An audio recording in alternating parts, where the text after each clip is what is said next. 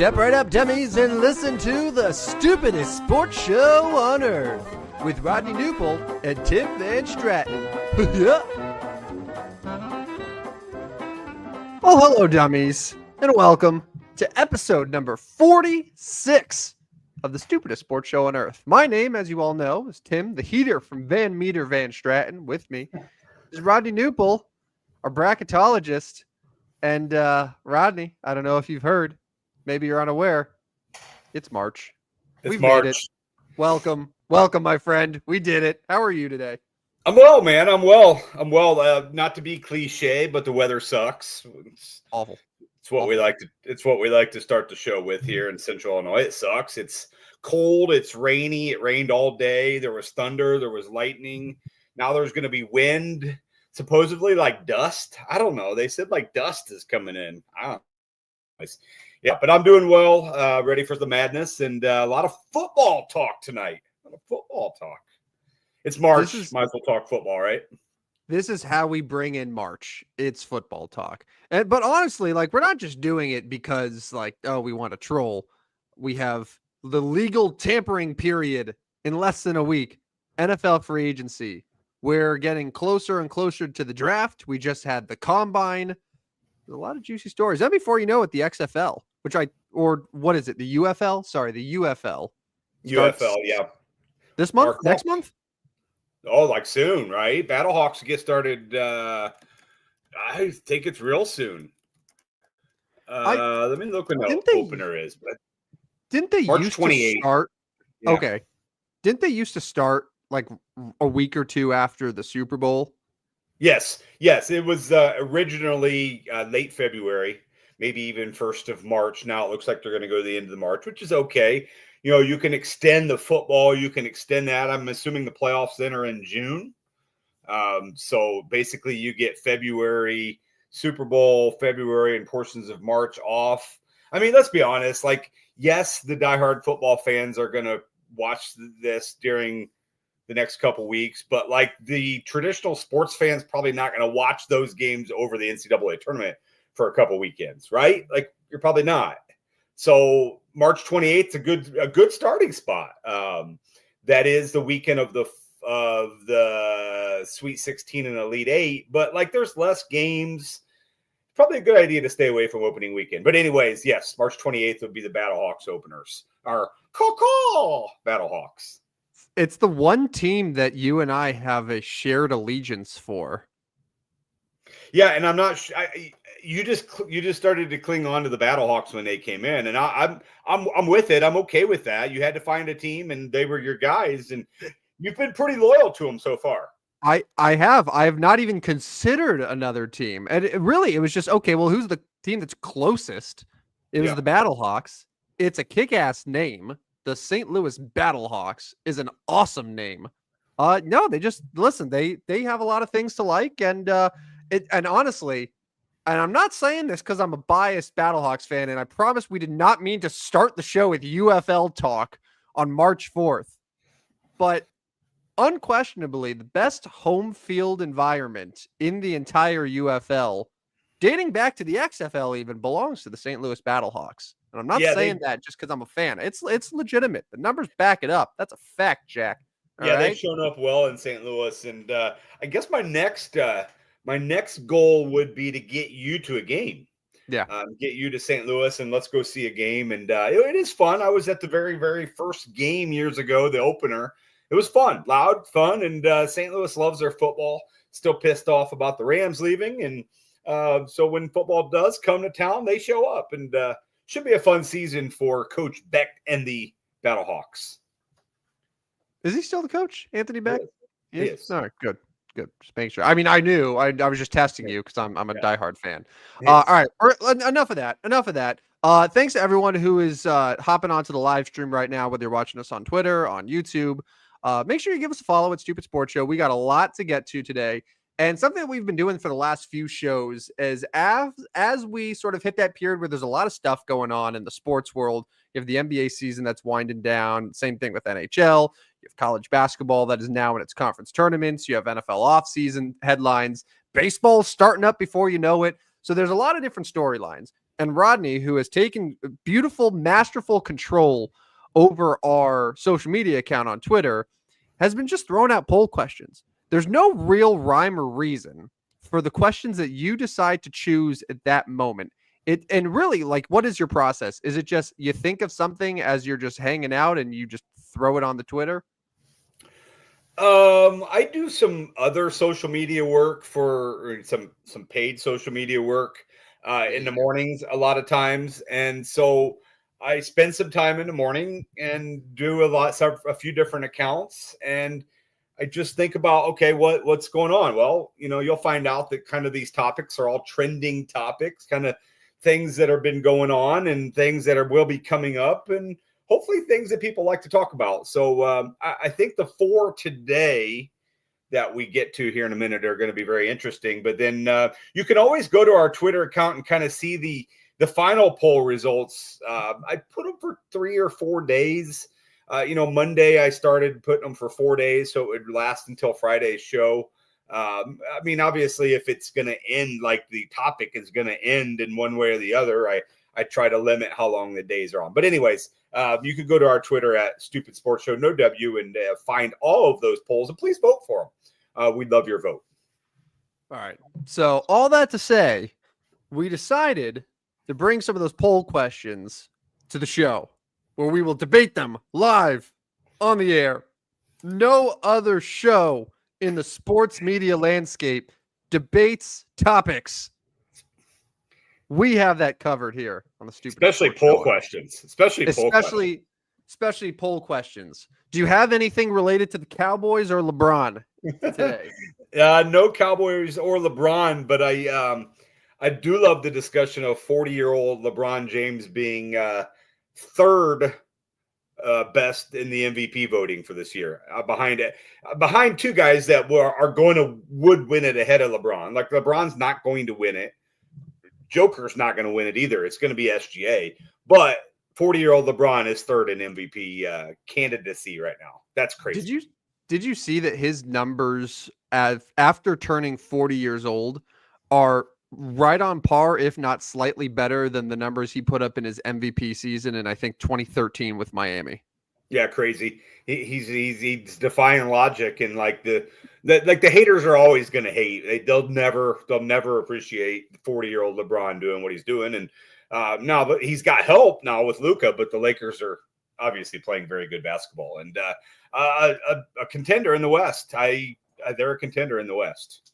We both said one of your questions last week was, where will the Lakers finish? We both, I think, landed on 3. Since then, they've moved up to the 2 seed. Mm-hmm. Despite losing Rui Hachimura and Austin Reeves, doesn't seem like they're long-term injuries, but still injuries nevertheless. And they've still found a way to win. And they're beating good teams too. In the month of February, they went a perfect 6-0 against teams that were over 500. So they are beating the teams that they're going to be facing in the playoffs. I'm very satisfied with the current state of the Los Angeles Lakers. And on the other side, by the way, two of those wins over the Clippers, who obviously you need to beat. You have to beat the Clippers. And the funny thing is too, with the Clippers, for years, I mean, probably the last 10 years, the Lakers maybe had 2 wins against the Clippers. Just an insane run where they just couldn't beat the Clippers. And finally, like the last year and a half, it seems to have turned a corner. It's righted the course. Yeah. And we're back on track. I was going to mention, though, that as all of the good things are happening with the Lakers, the Dallas Mavericks lost Kyrie Irving for the season with torn ACL. Anthony Davis, now the reports are that the team and his team are considering maybe shutting him down for the year, which would mean his Mavericks season would be limited to 31 minutes. Yeah. In one game. And I think there's a really good chance at this point that Dallas could fall out of the play-in altogether. Yeah, and I think I actually would agree that Anthony Davis probably should be shut down. If you don't have Kyrie Irving, like, your chances are almost none. And, unlike the Chicago Bulls, I don't think you're fighting for that one game play-in, because, like, again, and you don't necessarily want to tell your guys you're not there, but you're just not ready to compete in the postseason with this current roster. Now, In saying that, Phoenix has to catch 3.5 games, or Portland has to catch 4 over the next 20 games. That's a little difficult to do. It's a little difficult to do. Phoenix has not shown the ability, so if they've got to catch 3.5 games in 22 games, even if Phoenix goes 12-10, Dallas would have to go something like 8-12, somewhere like 8-13, somewhere around there. And I don't know. So Dallas is certainly not a lock to not make it. But if I'm Dallas, I go ahead and shut down Anthony Davis. Hey, dude, get healthy. And we know you're going to get hurt starting next year, but get as healthy as you can. Be ready to go. Hopefully we get Kyrie back. And we find out some of these other guys that we have, what they can do. And we look ahead to 25, 26, because they're not going anywhere in this postseason. It's just not doing it. No. All right. That was a preview of some of the discussions that we will have, but let's get to topic number 1 for the poll. We don't have LeBron. We don't have the Cowboys, but I think we have the third best thing, an Aaron Rodgers topic. Yes, sir. This is a fun one, and I don't think that I have the answer that you expect me to have with this one. But the rumors and rumblings are that after the Giants struck out on Matthew Stafford, that they have turned their attention to some other veteran quarterbacks, namely Aaron Rodgers. Aaron Rodgers as a potential stopgap to a rookie. Could be Cam Ward, could be Shedeur Sanders. But Giants have also been linked to Russell Wilson, a couple other guys, just pretty much anyone that can throw the football reasonably well. The Giants are interested. They have no active quarterbacks on their roster. But as of today, the Giants are the betting favorite to sign Aaron Rodgers. Now, I'll start with you here before we get to my thoughts. This one is personal to me, so I want to hear what you think. Should the Giants sign Aaron Rodgers? If you can get him, you're going to get him for 1 year because that he doesn't have any leverage to go over that. I'm going to say go for it. My choices on the poll were, oh yeah, like heck yeah, hell yeah, whatever. Go for it. Meh. Or no. 4 no's. 64% of our poll responders actually went ahead and said, oh yeah. So there's some people thinking this should happen. I'm in the 27% go for it. 0% are in the meh, and 9% are going the all no's. So I go for it. Why not? You don't have a great answer. You're not looking at making the playoffs next year anyway. You're going to maybe sell some more tickets with Aaron Rodgers because some people want to see him in his final year. I don't know. Like, you're kind of a train wreck anyway, right? I don't know. So I'm going to go for it. Turning this one over to the Giants fan. I mean, since you kind of said you don't think you're going to give the answer, I think maybe you're saying go for it.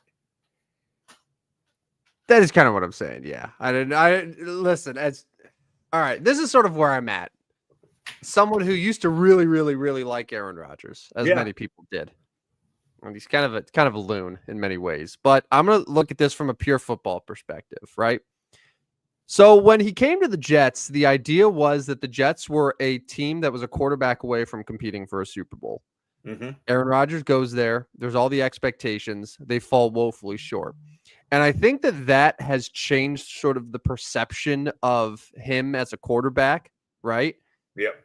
And compared to Russell Wilson and Carson Wentz and all the Kirk Cousins, like all these other guys that could potentially be available, like Aaron Rodgers, I think could still be considered the best option.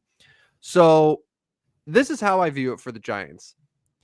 There's not really a scenario where this is a high risk move for them, right? He's 40 years old. Signing him does not at all, or should at least not at all, like get in the way of them drafting Cam Ward or whoever, a potential quarterback. Cam Ward, maybe it's Jackson Dart, late first, early second, whatever they want to do, right? If Aaron Rodgers comes to New York and has a highly regarded rookie quarterback waiting in the wings right behind him, one of two things are going to happen. You're either going to get a few games of Aaron.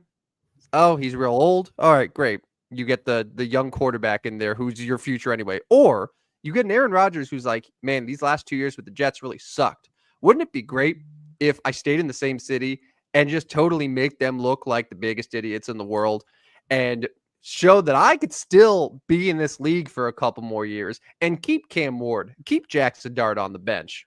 Like it's that sort of motivation Yeah. where if things go right, like it worst case, oh, what's the worst case scenario? Worst case scenario is he stinks. Okay, well then you have a rookie quarterback behind him. To me, for what it's going to cost nothing. It's going to be a very cheap veteran contract. I don't know if it's going to be the minimum per se, but it's going to be affordable. Nowhere near like Matthew Stafford getting 50 plus a year from the Rams. Nowhere close to that. And you have your long-term plan already waiting for him and gets to sit and be in the same quarterback room as Aaron Rodgers for a few weeks, months.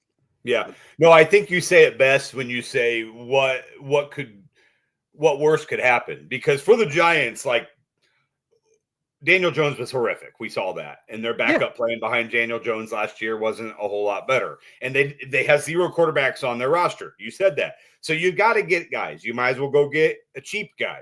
Aaron Rodgers would fit that bill. You might as well get somebody with a little bit of experience to maybe turn the page, to start the wheels in motion at being better. And your hope is that Aaron Rodgers isn't a complete jackass and will teach the new guy a little bit. That's not a given. Although we don't really know what kind of teammate he is. Well, I mean, we've seen some of the sideline stuff, but most of his dudes that he's played with have liked him, right? Like, yeah. When he was with the Jets, there were no issues with him in the locker room, and you know what it is? It's very similar to Kyrie Irving. Yes. Where the media and all of us are like, man, Kyrie Irving, it's got to be such a train wreck to play with a guy like that. But yet consistently has teammates showing him nothing but support, and guys that have played with him before want to do it again. It's the same thing with Aaron Rodgers. If he was so horrible, why would he have Devontae Adams and Alan Lazard and all of these guys who are like, I'll follow you wherever you go? Yeah, no, I mean, we said he's kind of a lunatic, but that's mostly just off the field and just his beliefs, and you can't really get too worked up about that. There's a lot of dudes like that right now, but I would agree with you. I'm gonna stay with the go for it on this poll question, but I'm starting to get more towards the go ahead and do it, just do it. But and I just mentioned Devontae Adams released today by the Jets, or will be released.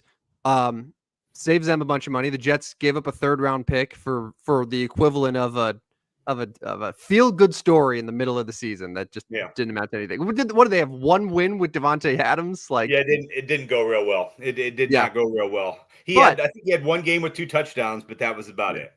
But so let's operate under the assumption that wherever Aaron goes, Devontae goes. It's not going to cost a lot, right? Shouldn't. So he could decide, I want to try to be on a contending team, go to a Kansas City, whoever. He could do that. But let's say he goes to wherever Aaron goes. Aaron comes to the Giants. Adams comes to the Giants.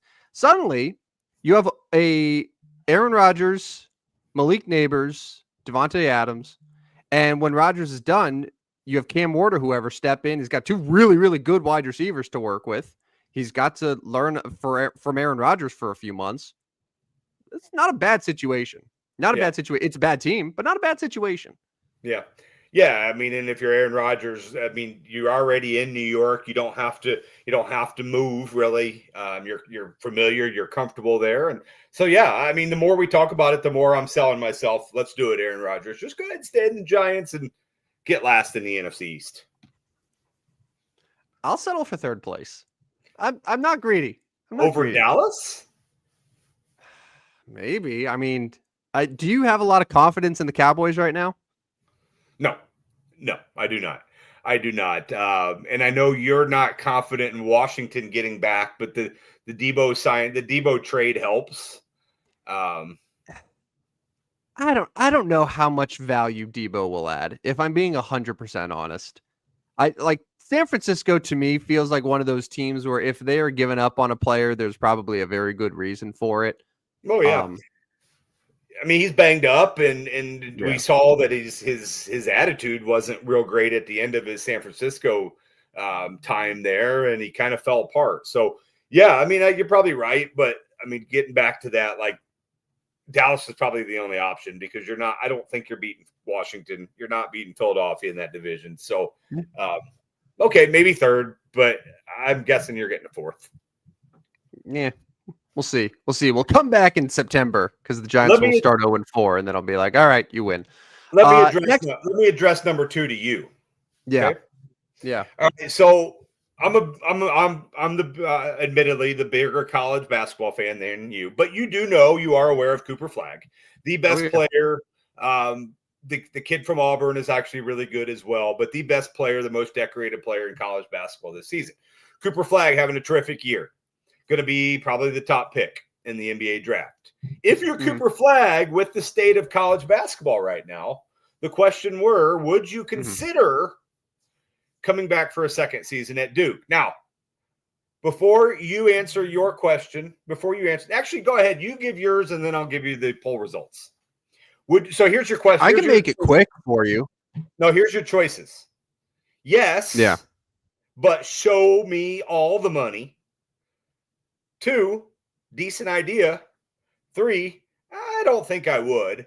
Or 4, absolutely no chance. NBA. What's your response?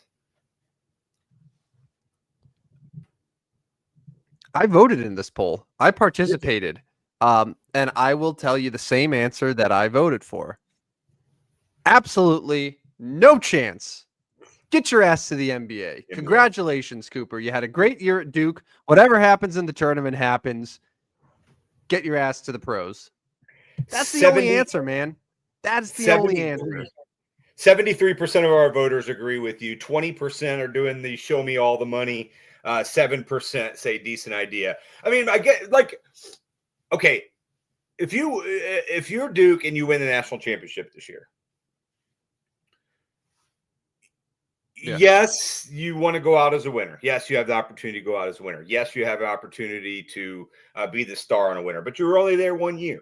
You have a second opportunity to go back-to-back at Duke, something that not a lot of dudes can do. I know UConn just went back-to-back, but it doesn't happen very often. You're in college, like literally you show up in a building and everybody's wanting to talk to you. Everybody's wanting to see you. We can go crazy. All the girls want whatever. But you're Cooper Flagg, like you're the dude. You go to Washington, D.C. as the number 1 pick. You're on a bad team. You're kind of that new guy. Like there's dudes, your teammates probably think you're pretty good, but they don't know. I don't know as if they respect you all that much. Are people going to show up to Washington to see you play? Yeah, probably. But like you're a hero. You're a hero in Durham. I don't know if you're a hero over there in Washington, D.C. So I think it's a decent idea. I don't think I would is probably the right choice for me, and I'm going to join the 0%. I don't think I would, but decent idea at 7%. Decent idea, but I don't think I would. It's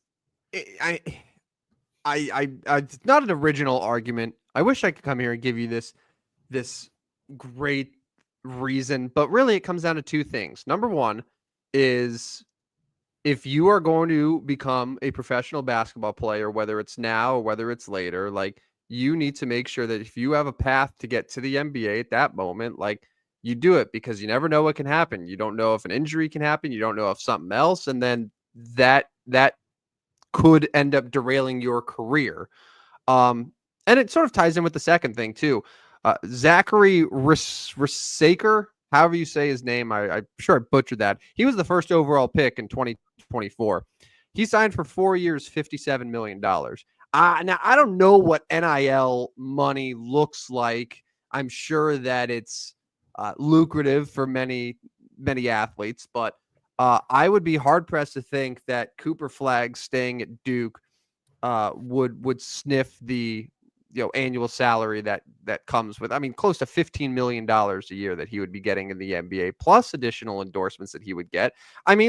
He is going to be a player that gets endorsements. We've been hearing his name in basketball circles for 2 years. He plays for the most widely known college basketball program in the nation.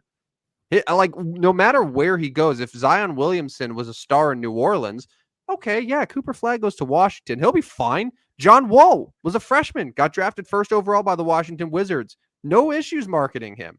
So, to me, yeah, he goes to a crappy team, but he's a great player. He's a great prospect. And I think that he has a chance to turn a team around. So, dude, take the money. Enjoy. Congratulations on your excellent year at Duke. And I'll see you in the NBA next year. I can't wait. I can't wait to put you in my DraftKings lineup opening night. Yeah. 6,100 in the small forward position. 84% owned on a 10-game slate because everybody wants to play him. Absolutely, man. Give me that. Yeah, to me, man, it makes sense. And he's going to fill out more too. He's already 6'9". Yeah. 200, 18, 19-year-old kid. Like, yeah, he's got a big future, and you get him in the NBA with that weight room and all that training, and he'll be good. He'll be just fine, but you got to get there. All right, question 3. Why don't you start this one? Back to the NFL, and this sort of will tie into a topic that we're going to be talking about later on in the show, but the Vikings are a very interesting team. They were a win away from being the 1 seed in the NFC, and yet we don't know who their quarterback is going to be. They officially have decided not to franchise tag Sam Darnold. Now, that doesn't mean that they won't try to re-sign him to a long-term extension, but the franchise tag looks like it's off the table. That said, Rodney, if you are the Minnesota Vikings, coming off of your incredible season that no one expected, should you bring back Sam Darnold as your starting quarterback? Keep in mind, it's probably going to be a multi-year contract. I doubt that you will get this done 1 year. Franchise tag's not an option, and you have JJ McCarthy waiting in the wings, who you spent a top 10 pick on. I don't think you bring Sam Darnold back. I just look at the ending of how that went, and I'm not sure you want any more of that. It's more of a, hey, Sam, we appreciate you, and you had a great year for us. It did not end the way we wanted it to end. We're not blaming you. You're not blaming us, but we're going to go a different direction. JJ's been our plans all along. Again, we appreciate your 1 year, your service with us. Let's move on. And I think that's probably the right choice for Minnesota. That's probably the direction I'm going. I'll go before you answer. I'll go ahead and give you the poll results and see where you're aligned with this one. First of all, I want to mention we have Gateway Sports. Good evening. Yeah, we do. Gentlemen. Good evening, gentlemen. Good show. Appreciate you jumping on Gateway Sports with us. Make sure you join us at any time. We are on every Tuesday and Friday, so make sure you join us. But let me get back to the topic here. So here's your choices. Should the Vikings bring Sam Darnold back as a starting quarterback? Absolutely yes. I think so. Nah, I don't think so. Or, in all caps, hell no. 33% are going with the hell no. 25% between absolutely yes and I think so. And 17% with the nah, I don't think so. I'm actually going to go with the nah, I don't think so here. I'm not in the hell no category. I would not blame them. I would not think they're idiots if they brought Sam Darnold back and it was a decent agreement. I'm going more towards that. Nah, I don't think so. Where are you going with this one? Yeah, listen, if you look at the entire season, let's say you didn't watch a Vikings game and you pull up Sam Darnold's ESPN page and you're like, all right, how did this guy do? All right, 4,300 yards, 5th in the NFL, 35 touchdowns, 5th in the NFL. Like, all right, what are we talking about? What's the debate here? But to me, you have to go and look, okay, well, how did he perform in the games that they needed to win? Those 2 Detroit games. The 2 Lions games, he ended up with 1 touchdown, 1 interception. The game for the 1 seed, He went 18 of 41, 166 yards, took a couple sacks. Then against the Rams, neutral field, 25 of 40, another interception, took 9 sacks. So yeah, it's like you have to respect what he did and give him props, and he absolutely proved that he deserves to start somewhere. I feel like we saw the best of Sam Darnold though, right? Yeah. And the idea is in football, you want to sign someone not for what they did, but what they can do.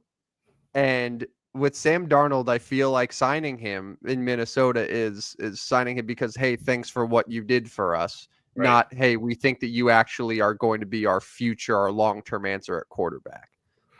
There's been no indication that they have soured on JJ McCarthy. He's got a lot of fans there. Again, they used a very high draft pick on him. I think they still envision him being the guy. There was no talk at all about JJ McCarthy being on the block, which you would think there would be if the Vikings were really considering Sam Darnold to be their next franchise quarterback. So to me, this is I thank you, Sam. This was a very memorable year. We hope that you continue to have success elsewhere. Like, don't get me wrong, if the market maybe is cooler on Darnold elsewhere than the Vikings are expecting, and you can get him back for 2 years, pretty affordable, I consider it. Yeah. I consider it, but you let JJ, battle him and see whoever wins the job. But with all of the teams that need a quarterback, I just don't think that the Vikings getting into a bidding war with them is going to make sense for them.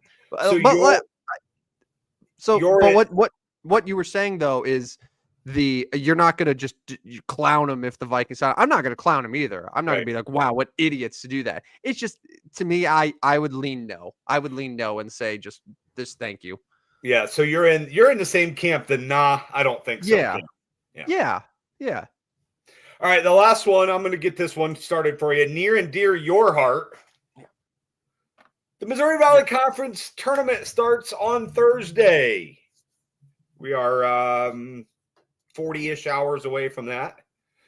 And your Bradley Braves are the number 2 seed. I put 3 choices up on the poll, and I know this is maybe more of a Midwest one, but this is the best mid-major conference in basketball. West Coast has a little Gonzaga, St. Mary's. They have an argument there, but we'll go with the Missouri Valley. Here's your choices.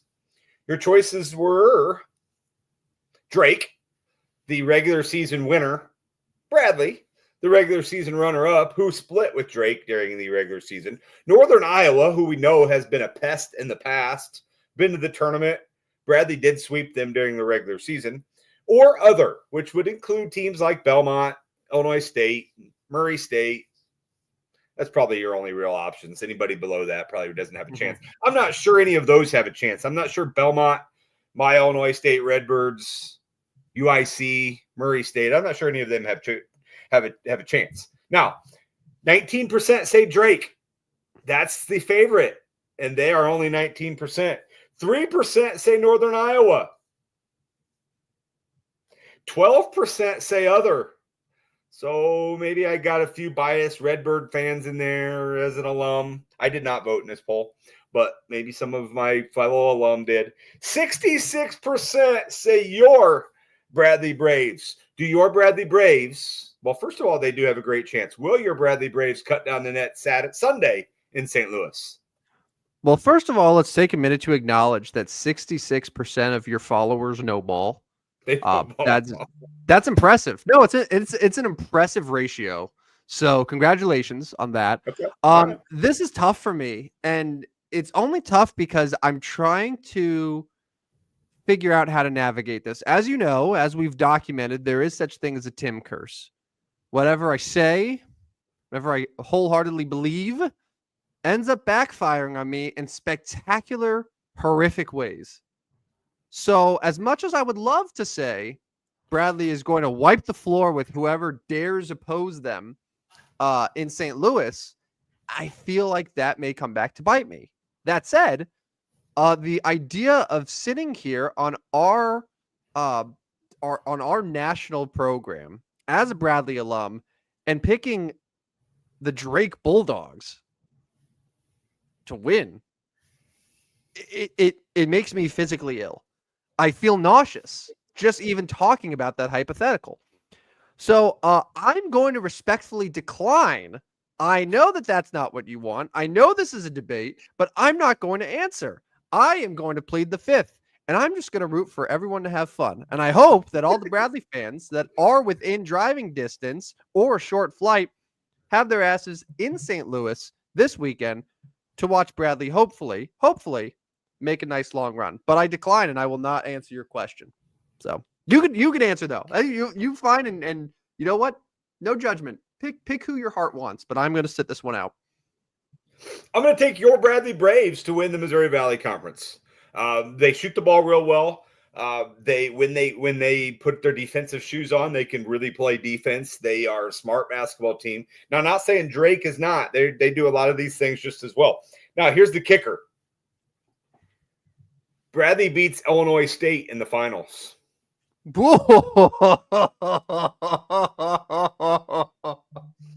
Bradley beats Illinois State, the 5 seed. The Redbirds take down Belmont.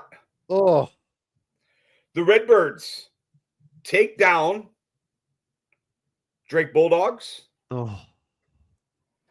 After the Redbirds have to beat Missouri State on Thursday, which is not a given, but we'll go with that. Missouri State, Belmont, Drake, and then they run out of gas against your Bradley Braves. Bradley, Illinois State in the Missouri Valley title game on Sunday. How much anxiety will you have? Because this is the same scenario that I told you would happen in January when you were talking about the Dodgers winning the World Series, the Celtics winning the NBA Finals, the Eagles winning the Super Bowl. And I mentioned like number 4 would be the Illinois State Redbirds eliminating the Bradley Braves. But the curse is over on Sunday. Bradley wins the Arch Madness. Yeah, and Dietrich Richardson in attendance watches the game and decides to flip his commitment from Bradley to ISU. That would actually be the proper sort of thing. But like, listen, I don't hate ISU. Honestly, like I know that it's the rivalry, but I had much stronger feelings of hatred like when Loyola was good in the Valley. I feel it now with Drake. I would honestly I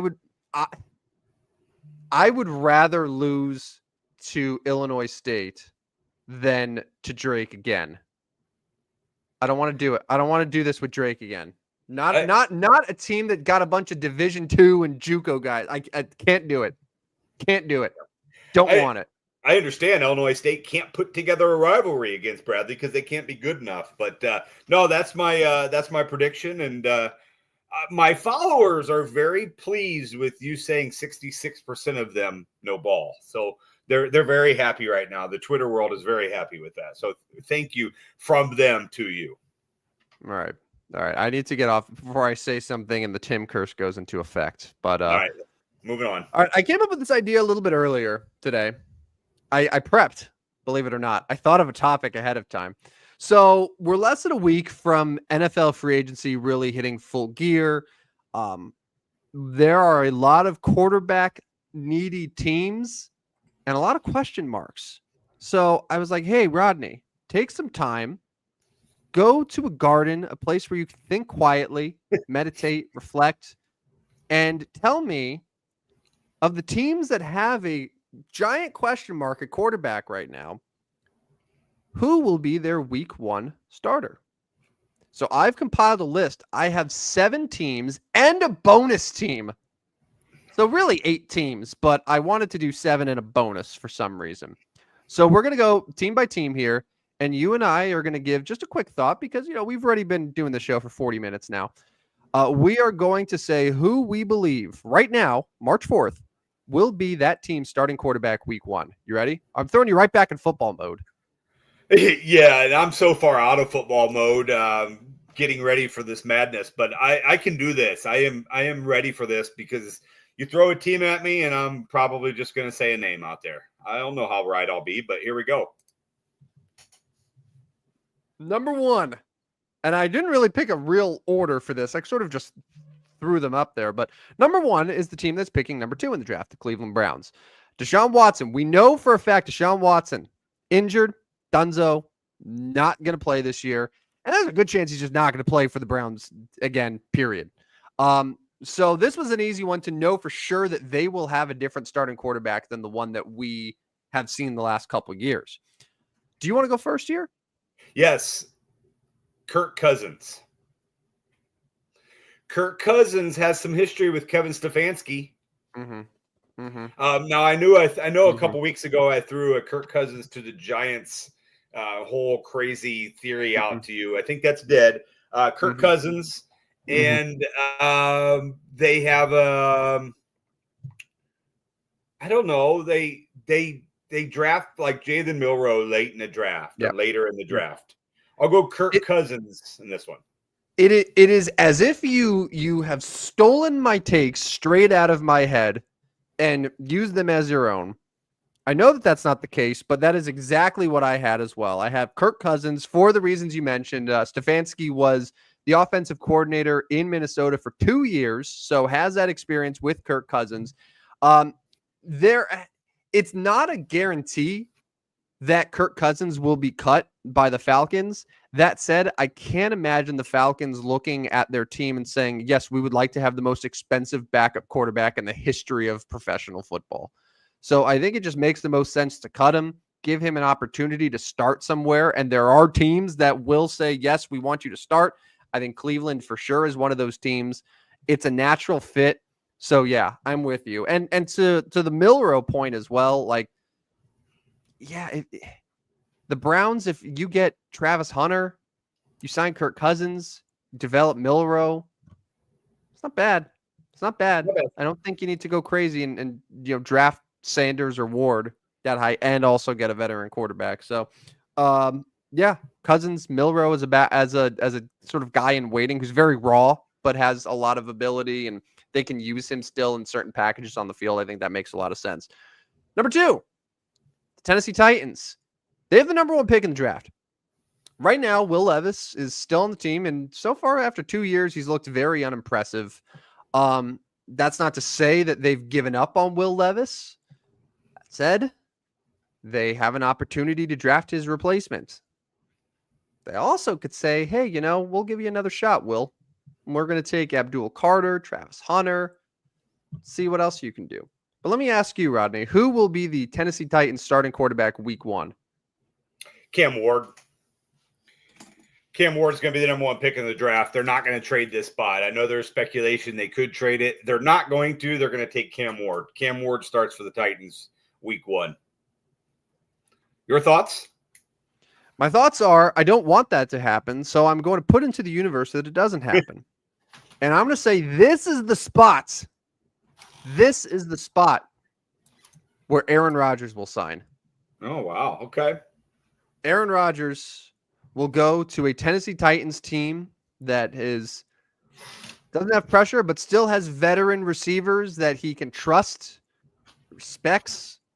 It's a winnable division. I mean, I know you have Houston there, but Indianapolis and Jacksonville are both real just sort of So if Aaron Rodgers has sort of these aspirations of playing meaningful playoff-like football games again, perhaps he can get there in that division with Tennessee.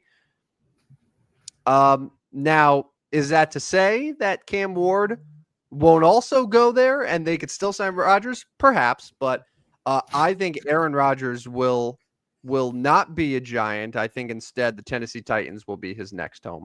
How's that? Right. How's that for a curveball? There we go. Ha. All right. Number 3, the New York Football Jets. They won't have Aaron Rodgers as their quarterback. No. In fact, I don't even know if they have a quarterback on their. Oh well, Tyrod Taylor. So I think Tyrod Taylor right now is their quarterback. Maybe it'll be Tyrod Taylor. What are your thoughts? Who do you think is starting for the Jets week 1? Tyrod Taylor is my answer. I think the Jets are going to give him his opportunity. Now they'll go get somebody obviously to be behind Tyrod Taylor as the quarterback there with the Jets. But I think Taylor's going to get that opportunity. There's some talk about like Justin Fields or a Russell Wilson. I mean, I think Fields may be better fit there. But I think Tyrod Taylor is going to be the starting quarterback week 1 for the Jets. I'll go Tyrod Taylor. I will buy into the smoke surrounding Justin Fields. Lots of talk that Justin Fields is a top target for the Jets. Seems like he could fit with a team like that. They have a new head coach, I'm sure. And, that while Aaron Glenn's a defensive head coach, he was also around in offense and practice against an offense that utilized creativity, that had a bunch of unique ways to utilize certain players. And Justin Fields can work with that. So I will say Justin Fields is your New York Jets quarterback. Okay. I mean, it makes sense. And I think he would do well there. I think as well as he can. That's still not a very good team. Yeah, but I think he could do fine. No, yeah, but also keep in mind, like you're saying, you think that a quarterback can do well on the Jets. I don't think any quarterback can do well on the Jets. That's just sort of how it goes. Yeah. All right, now we'll go to the same city, same stadium, the New York Football Giants. So I think we're going to differ here. So you have Cam Ward going to the Titans. We had the Aaron Rodgers topic with the Giants earlier. Is that who you're taking here? It is. I'll take Aaron Rodgers here. I sold myself. You opened that door, and I've slammed it. Aaron Rodgers to the Giants as the starting quarterback week 1. Now, what they do behind Aaron Rodgers, they'll go get somebody. Who it is, I don't know. But our question right here is who's the starting quarterback? I will go Aaron Rodgers. Yeah, I absolutely think they will get a veteran. Who that is, I'm not sure. Like, you look at the last couple years, and they've gone the Drew Lock routes. They've gone Tyrod Taylor. Like, they have not really been super comfortable with getting, hey, let's get a huge veteran upgrade. Now that's changed. Daniel Jones is gone, and clearly they were in the Stafford conversation. They were in the Rodgers conversation. But I think that all of the talk of, the Browns are really looking at the quarterback and the Jets might trade up and the Raiders might trade up. I think all of this is a collective push to get the Giants to bite and trade up to the number 1 spot, because they know that the Giants, more than any other team, are desperate for a quarterback. And all the talk that you hear about all these teams fighting for the number 1, it is only meant to drive the price tag up for the Giants to move up 2 spots to number 1. And the worst part of it, Rodney, is I think it's going to work. I think that they're too desperate, and they'll pay whatever they have to secure their quarterback. So regardless of what the Giants do in free agency, I think they do trade up to number 1 overall with Tennessee, and they select Cam Ward. And Cam Ward will be your starting quarterback week 1 for the New York Football Giants. All right. Fair enough. Number 5, the Las Vegas Raiders. I have a feeling, you know what? I don't know who you're going to say, but I have a feeling that you and I are going to have the same answer. I'm taking Russell Wilson. Yep. Easy. I mean, Pete Carroll's there. Yeah, that's it. Run it back.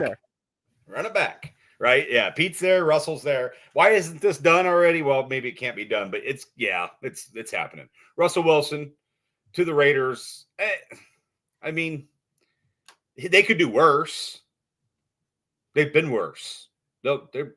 They could do worse. So might as well bring Russell Wilson in. But then that obviously is going to beg the question on the 6th one when we get to okay, we think Russell Wilson is going to go one place. We think Justin Fields is going to go another. Well, that leaves another team open. But yeah, your thoughts here on Wilson? I mean, to me, this one's easy. It's Russell Wilson. Yeah, you said it. I think it would be such a different conversation if the Raiders had the number 1 or number 2 pick and had a realistic shot at Cam Ward. They're not going to. And I don't think they're going to mortgage their future to move up all the way to number 1 to do it, give up next year's first, presumably. It doesn't make sense.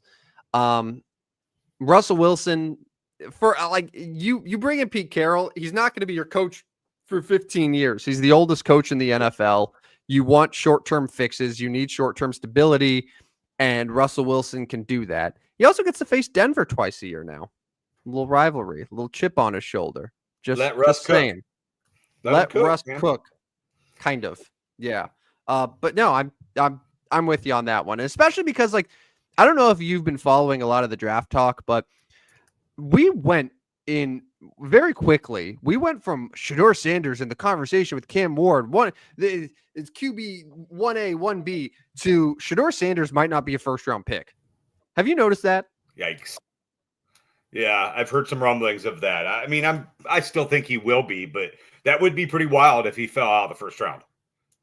Yeah, but like it's multiple teams have Jackson Dart number 2 and all these, which again, like okay, it makes sense.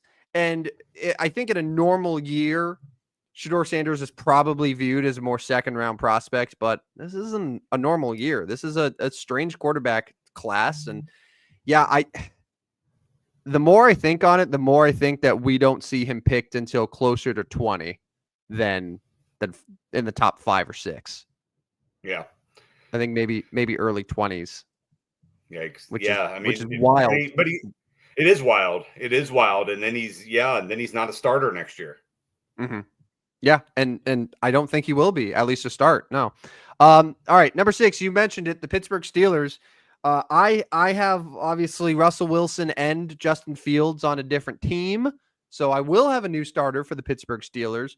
You, on the other hand, you have Russell Wilson somewhere, but is this Justin Fields' time in Pittsburgh? Where are you going with this? Justin Fields and Jameis Winston. Oh. Justin Fields is the answer to this question because the question is who will be the starting quarterback week 1. Jameis Winston also comes into Pittsburgh, and Mike Tomlin has both of them in his quarterback room. I'm horrified by that, but I'm also wildly entertained. And suddenly a Pittsburgh Steelers team that I view as just one of the most boring teams in the National Football League suddenly becomes very interesting. Right? Just because of that. Yeah, just because of that. They won't win, but no, I like it. All right. Last one, Minnesota Vikings. We had the topic earlier in the show. We both said the Vikings probably should. Oh, did I not give you my Steelers one? Let me give you my Steelers one. Steelers. I got so ahead of myself. And honestly, I probably it's a good thing because we were about to talk with Vikings. I think Sam Darnold is going to be your Pittsburgh Steelers quarterback. I think this is the spot that he lands. Pittsburgh moves on from both of their quarterbacks, and they're like, you know what, Sam, you showed us a lot in Minnesota. We feel comfortable with this. We need someone to be able to hang with the tough teams in our division. And I think Sam Darnold ends up as a Pittsburgh Steeler. Okay. Now we get to the Vikings. I do not have Darnold coming back, so I'll say this is J.J. McCarthy's time, and he's going to be your week 1 starter. He should be healthy by then. On the other hand, Darnold? I'm going to go same. I'm going J.J. McCarthy here. Darnold does not come back to Minnesota. Darnold does not start on any of these other 6 that we've named. This is J.J. McCarthy as the starting quarterback for the Minnesota Vikings. And our bonus one, and I have a feeling, all right, if this is not your Sam Darnold landing spot, I'm very interested to hear what is. So who do you have for our bonus team? The Colts. The Indianapolis Colts take Sam Darnold. They're not sold on Anthony Richardson. Anthony Richardson continues to get hurt, and we're just not sold on him. And the Colts decide, you know what, we're going to go spend some money on Sam Darnold. And Sam Darnold is the guy. And then suddenly they start using their receivers more? ? I'm not sure how that's going to work in Indianapolis. But Sam Darnold would be my answer. Ends up in Indianapolis with the Colts. I will say Anthony Richardson holds the job after a tough, demanding, multi-week competition against Daniel Jones. I think Daniel Jones will be your QB2 in Indy, but once Richardson struggles or gets hurt, which one of those two feels inevitable, Daniel Jones will start games for the Indianapolis Colts. Okay. Not Daniel Jones. Not No one should be excited about that. No, that's not going to sell. That's not going to sell tickets. No. I'll tell you what, man. The Colts. I got more insight. I have a buddy who's a Colts fan, and just the way that they laid down and died like gutless choking dogs against the Giants, and just hearing about everything with them, and they don't make any changes to their coaching staff. Their GM has the seemingly longer leash than anyone in the league. Like, that team is a joke. They're a horribly run franchise right now. Miserable team. So like Daniel Jones makes sense for them. Yeah, no, that would be if that is true about the Indianapolis Colts. Yeah, Daniel Jones would be a good landing spot for old dimes there in Indianapolis. Danny Pennies. All right, let's wrap up the show. Best 46s in sports in honor of episode 46 of our stupid little show. There's one name that Rodney said immediately came to mind as his favorite 46. So I'll let you take it away here. Who do you have we got to put together the Rushmore too. So we need 4 guys that are deserving of spot on the 46 Mount Rushmore. So I'll let you get us started here. Yeah, so, I mean, my first one was Paul Goldschmidt, obviously active player, played with the Cardinals 19, 20, 21, 22, 23, 24, now with the Yankees. I got some other Major League Baseball, I'll the corner of the market on Major League Baseball here. Gaylord Perry, Fergie Jenkins, Juan Marichal, all were number 46. Didn't Jim Edmonds wear 46 with the Angels the one year? It would have been like his rookie season. It would have been his rookie year. He was 25 with the Angels. Yeah. Okay, but I think he started as 46. Andy Pettit also on this list. That's a good one. Pick your baseball player or two from that one. But obviously the best 2 baseball players, Gaylord Perry, Fergie Jenkins, both pretty good players, wore 46. What do you got? Yeah. Okay. So baseball. All right. So the problem is, like, Gaylord Perry did it for 1 year. Fergie Jenkins did it for 1 year. Juan Marichal did it for 1 year. So they're big names, but they're not guys that I think you commonly associate with the number 46. So one of the rules for me is, like, you have to spend multiple years in that uniform, and people have to associate you with it. So to me, if I'm taking 2 baseball guys, it's guys who you mentioned who spent many years in that jersey. Paul Goldschmidt, even though he wasn't 46 with the Diamondbacks, it was only with the Cardinals, but that's fine. Spent enough time with the Cardinals, won an MVP there. And Andy Pettit. Andy Pettit, 15 years in the Bronx, wearing number 46. That has to mean something here. So I would say those are my 2 baseball nominees. With all due respect to the Hall of Famers ahead of them, they just didn't wear 46 long enough. All right. So NFL, because there's not a lot of NBA. The NBA is pretty weak. poor with 46. Horrible. The best 46s that I found for the NBA was Aaron Baines and John Conchar from the Grizzlies, who's playing now. John Conchar might be the winner on this list, which is just horrendous. Horrendous, yeah. 46 in the NFL. I mean, honestly, if I'm trying to think about it off the top of my head, I got nothing. Nothing. You have Herm Edwards. Okay. It's not a terrible one. I mean, Herm Edwards to me is a coach. Yeah. I don't right. know much of his playing days. So according to Pro Football Reference, the number 1 player to wear 46 in terms of just overall value was Tim McDonald, who's defensive back, 6-time Pro Bowler, Super Bowl champ, played for the Cardinals, I believe. So he started. It was like the last year. His rookie year was the last year of the St. Louis Cardinals, and then they moved to Phoenix. So he was there first half of his career, and then I think San Francisco after that. So 13-year career, safety, Pro Bowler. That's your best one. This would have been in your era of football enjoying here. So do you have any feelings about Tim McDonald?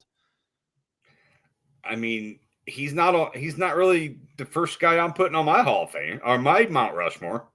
Mm-hmm. How about this? How So about this? The best ones from the 2000s for football. How about Alfred Morris? okay, all right, Did that's we one we throw can at least relate to. did we throw Alfred Morris on the list or Liddell Betts? Probably. I don't know. They both kind of suck. Do we like any of them for the Mount Rushmore? It's tough. I mean, can we move?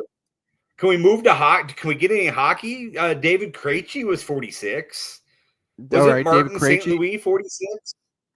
for no only for a year, only for I think his rookie No. year. That's what I'm saying. Like some really good ones were 46, but for a very short amount of time. So Yeah. it's hard to find ones that committed to 46. Jared Spurgeon, who's been a defenseman forever for the Minnesota Wild, has been 46 for his career. Roman Polak, you would know Roman Polak, longtime St. Louis Blue. He was 46. I would. Yeah. I All feel right. like the Mount Rushmore 46 just needs to be canceled. I, you know, I think you're right. I think we have to. It wouldn't feel fair to put as good as Fergie Jenkins and Juan Marichal are. They did it for a year. Like Juan Marichal wore it one season with the Dodgers. He was a Dodger. Like, no, man. I'm not putting Juan Marichal's one Dodger year up on the Mount Rushmore 46s. So yeah, I think we have a nice little plaque on the way to the other Hall of Fames to honor the great 46s. Andy Pettit, Paul Goldschmidt, Alfred Morris, Jared Spurgeon. We say thank you for your contributions to 46. And then we hope 47 is better because this is the first time that we've been doing this where we looked at this number and we're like, man, this is rough. This was bad. Bad. Yeah. And this is what we get for doing zero prep on it ahead of time is we went about 8 minutes here and came up with no Mount Rushmore. But we did come up with Alfred Morris and Roman Polak. So yeah, good work. Yeah. Good work. All right, I think that about does it for tonight, man. I'm spent. A lot of sports talk in 1 hour. I forgot to ask you at the beginning of the show, what happened to your cozy mansion? You're back in the alley, the well lit alley. Why did you lose the house, man? Have conference tournaments not gone well so far? Actually, no, that's not it. I changed computers. I went back to my old computer for the show, and I just didn't want to put the backdrop on there. That's really all there was to it. Just the brick wall. The brick wall looked fine. I'm finding that this computer is lagging a little bit more, or our connection's a little bit slower tonight. So may have to go back to the other one, but that's really all there was to it. I'll get back to my mansion. I'll be cozy for Friday morning show. Lots of college basketball on Friday, so I'm going to be. The vibes are going to be high on Friday. The vibes are immaculate, as the kids say. Yeah, but yeah, I think you had it all covered, my friend. An excellent hour, 4 minutes of sports talk. Lots of football. Thank you for catering to my needs. I feel loved. I feel valued. You'd already put up on the board, sign up for our Stupid Sports Show Substack. It's really your Stupid Sports Show Substack at this point. You've taken control and you are running full speed ahead. You are winning all of the monies. I don't know if you want to do a quick little recap of how your games are tonight because you're pretty much putting like 20 bets on there for free, I might add. So if you want Rodney's free picks every single day sent to your inbox, make sure to follow his Substack at Stupid Sports Show. You're more than welcome to jump back in, by the way. I don't know. Listen. When I was doing it for a few weeks and the units were going in the wrong direction, I think that was the wake-up call that I needed to just say, hey, maybe this is Rodney's gift. And my gift will be coming up with topics at the last possible minute to do our show. I'm okay with that. Okay? I mean, just spitballing here because I don't even know results of some of the games yet. Magic minus 6.5 over the Raptors. Oh yeah. All right. Let's do that. Let me give you the NBA rundown here. I just got the notification, by the way, that the Lakers are up 13 on the Pelicans after the first quarter. Luka Doncic, 17 points, 4 assists, 3 rebounds after one quarter. So, attaboy, Luka. Sorry. Sorry, So the we were Magic saying did not cover. Yes, the Magic. No, the Magic lost by 1. Yeah, did not Oh, cover. yeah, they were favorites. They were favorites. Then yes, L. Bucks minus 5.5. They won by 6. See, you only get that right here. Mhm. Minnesota minus 13. The Minnesota Timberwolves won by 14 points. See, you only get that right here. Like you get that. You're only going to get these right here. Now, I had the Knicks, and I think they lost, right? They did. They lost at home by 12 points to the Warriors.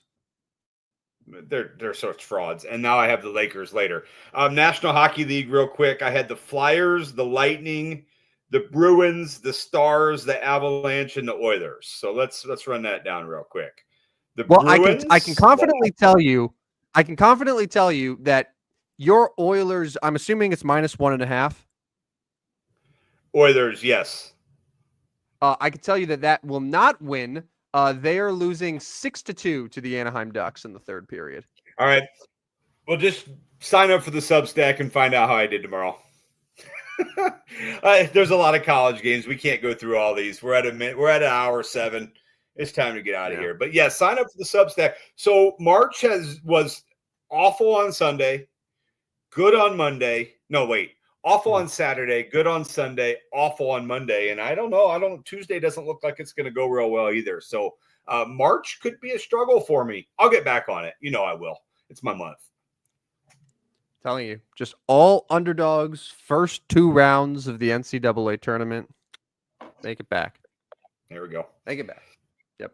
But yes, give them a follow on Substack at Stupid Sports Show. And also the same handle on Twitter, Stupid Sports Show, no W at the end.